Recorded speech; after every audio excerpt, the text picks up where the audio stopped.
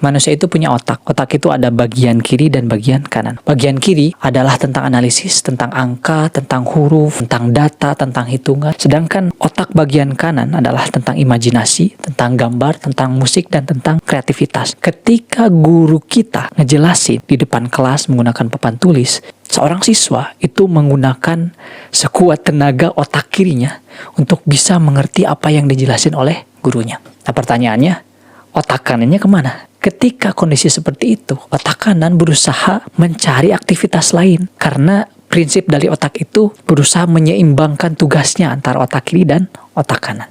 Jadi otak kanan itu berusaha mencari aktivitas lain sehingga dia dapat aktivitas yang paling mudah, yaitu melamun atau berimajinasi.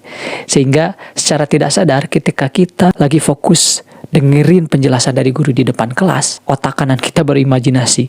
Ada yang pikirannya sudah pulang, ada yang pikirannya sudah dimakan bergizi gratis, ada yang pikirannya sudah main bola, dan seterusnya. Siapa yang salah di sini? Tidak ada yang salah di sini, hanya metode belajarnya saja yang kurang tepat. Yang baik adalah metode belajar yang bisa mengatur dua sisi otak manusia. Otak kiri dan otak kanannya itu digunakan. Artinya dalam pembelajarnya itu menyenangkan, joyful kalau bahasa sekarang dalam deep learning itu. Otak kanannya berjalan, otak kirinya berjalan. Ada salah satu metode ketika kita harus menggunakan papan tulis, kita gunakan mind mapping.